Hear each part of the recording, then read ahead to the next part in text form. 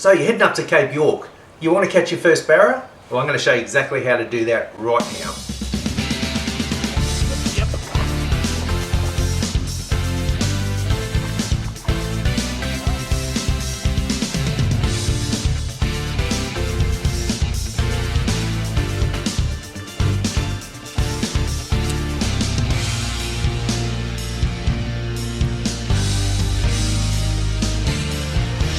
Yeah, oh, it's a good fish with the barra, I think. He's just going to cut back to that snag.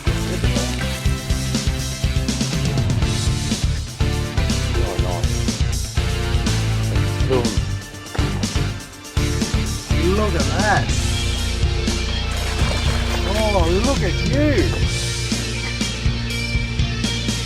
You look at this.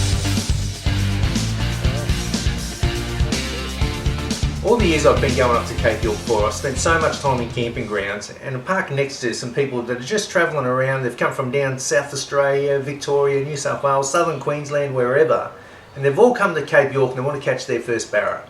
And the story I hear so often is, I haven't caught a barra yet. Or they hear that I've caught 30, 40, 50 barra that day and they haven't caught one in all the hot time they've been up there. Look, it's real simple and I'm going to show you all the tips and tricks on exactly how to do that. Don't think it's going to be easy. You'll go up to Cape York, you'll see all these beautiful rivers, you'll throw baits or lures and you'll throw them all day, you won't catch anything.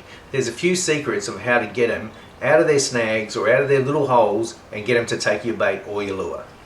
If you're going to use bait, the biggest tip I've got is use live baits. Forget about dead baits. You'll increase your chances of catching a fish by 10 if you use a live bait.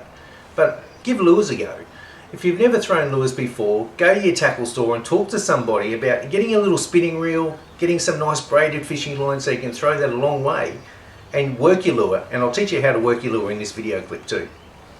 A real big tip is fish the bottom of the tides. The last 2 hours of the run out tide and the first hour of the run in tide are by far the best times to catch barramundi. Now you're going to find them in two places, snags and drains. Snags are easy, they're fallen trees, they're logs, even an old sunken boat or a piece of rock is a snag. Fish will hide in behind the snags, get out of the current, and it's somewhere where they can ambush any bait fish. And also snags attract a lot of bait fish in themselves. Drains on the other hand are where the fish enter and leave big flats. You'll find mullets and all sorts of bait fish up on the flats at high tide. But as that tide starts to drop and that water starts to get real shallow, the sun, especially the North Queensland sun, heats up that water so much that it gets too hot for the bait fish. And then it starts to get too shallow as well. They've got to get out of there. And they'll follow these little drains that are like little creeks on the sand flats themselves that come out into the main river. And the barra know where to sit. They'll sit in the mouth of those drains and they'll start plucking off bait fish. And even when Dossie and I fished the Deuce in Delhunty, here's a little clip from some drains that we were fishing, and we caught a barra out of every single one of those drains. But just be careful if you're land-based because crocs sit in those drains as well. So if you're fishing live baits, throw your live bait at the snag or the drain and let the current drift it down past the snag or the drain. The barra will see it and it will pounce on it. And if you're using lures, just do exactly the same thing. Throw it towards the snag, but you've got to dance a lure for a barra. If you've ever fished for other species before, like bream or bass in the southern states, you throw your lure and you wind it back in. With barra, you don't want to do that. You want to get your rod tip and you want to twitch it, just like we're doing here. We're twitching the rod tip. And the best barra lures, they twitch and they roll and they turn. And you can even see here, a barra spots that twitching lure and it can't help itself. It'll come out and pounce on it. But look guys, the biggest secret of all is get away from the crowds.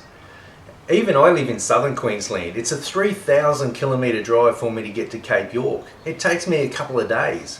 Now if I'm going to do that, why wouldn't I drive another hour or 2 hours to get away from the crowds and get some good fishing? Even when I jump in my boat in Weipa, and most of the time I do base myself in Weipa, I'll drive that boat for 1, 2 hours, even 3 hours sometimes, and get to some really good fishing spots.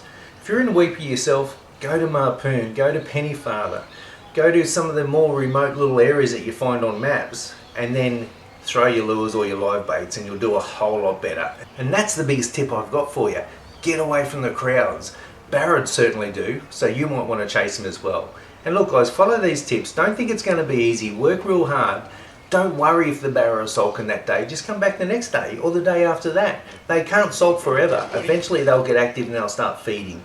Look guys, I hate hearing stories about guys in the camping grounds who have driven thousands of miles to come to Cape York to catch a barramundi and go home empty-handed. So please, if you're struggling, leave me a message, let me know where you are, and I'll try to help you out the best I can, because I'd love to see everyone go home with at least one barra story to tell their family and friends.